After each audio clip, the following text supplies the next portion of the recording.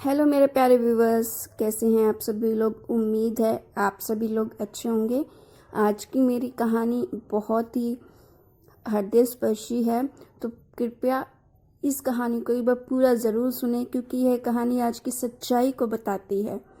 और अगर आपको ये कहानी अच्छी लगे तो प्लीज़ कहानी को लाइक ज़रूर कीजिएगा और अपनी राय ज़रूर दीजिएगा।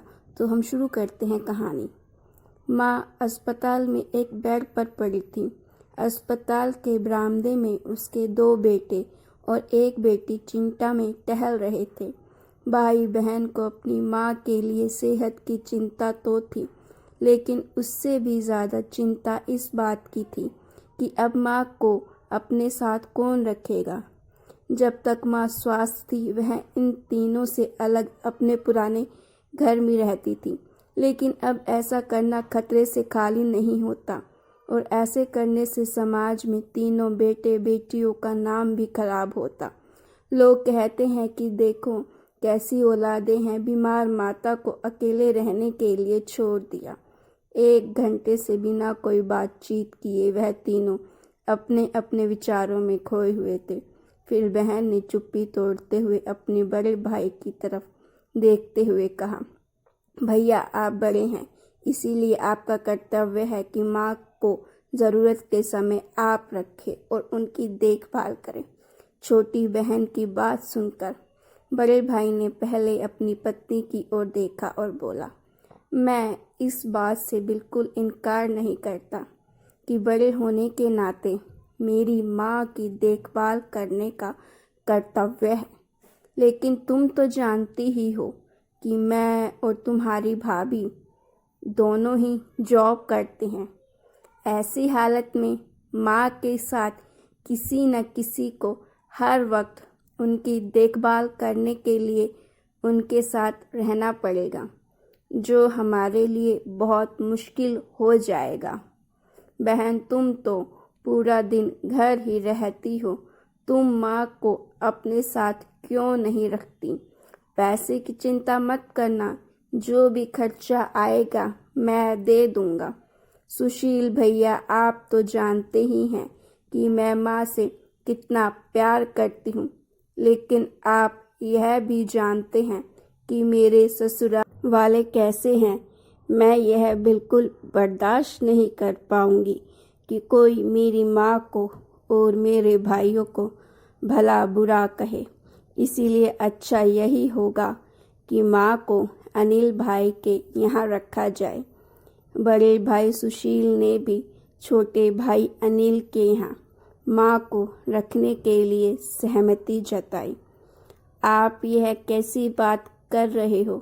क्या आपने नहीं देखा है कि माँ कभी भी मेरे घर 2 दिन से ज़्यादा रही ही नहीं है। उसका मेरे यहाँ मन लगता ही नहीं है, फिर कैसे वह इतने दिन मेरे घर रह पाएगी। छोटे भाई ने अपनी असहमति जताते हुए कहा। इससे पहले कि इस चर्चा का कोई नतीजा निकल पाता, एक नर्स वहाँ दौड़ते हुए आई और कहने लगी, क्या आप ही वार्ड नंबर 4 में भर्ती मरीज के रिश्तेदार हैं? डॉक्टर साहब आपको बुला रहे हैं। सभी घबरा गए और दौड़ते हुए डॉक्टर के पास पहुँचे। डॉक्टर ने उनसे हाथ जोड़ते हुए कहा, आई एम सॉरी, मैं आपकी माताजी को नहीं बचा पाया। डॉक्टर की इस खबर ने सबके चेहरे पर झूठी मूठी दुख की परत तो चढ़ा दी थी, लेकिन सभी के दिलों के किसी कोने में इस बात की खुशी भी छिपी हुई थी कि अब उन्हें माँ को नहीं संभालना पड़ेगा और माँ की वजह से उन्हें परेशान नहीं होना पड़ेगा। दोस्तों, छोटी सी है इमोशनल कहानी ही समाज का सत्य है। यहाँ लोग ऊपर से जो दिखते हैं वह अंदर से नहीं होते। जो माँ बाप अपने 4 बच्चों को बिना किसी शिकायत के बड़ी आसानी से संभाल पाते हैं, आगे चलकर ज़रूरत पड़ने पर यही 4 बच्चे मिलकर भी उन्हें नहीं संभाल पाते हैं या नहीं संभालना चाहते। बच्चों को यह बात नहीं भूलनी चाहिए, जैसे वह बोएंगे वैसे ही तो काटेंगे। अगर आज वह अपने माँ बाप के साथ बुरा बर्ताव करते हैं तो उन्हें यह याद रखना चाहिए कि उनके बच्चे भी बड़े होंगे और वह भी बूढ़े होंगे। जो उन्होंने अपने माँ बाप के साथ किया है उनके बच्चे भी उनके साथ वही करेंगे।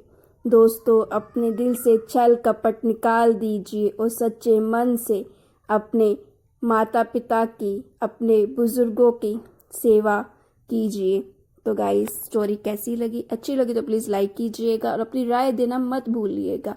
और ऐसी स्टोरीज़ के लिए मेरे चैनल को सब्सक्राइब कीजिए तथा साथ में लगे हुए बेल आइकन को भी दबा दीजिएगा।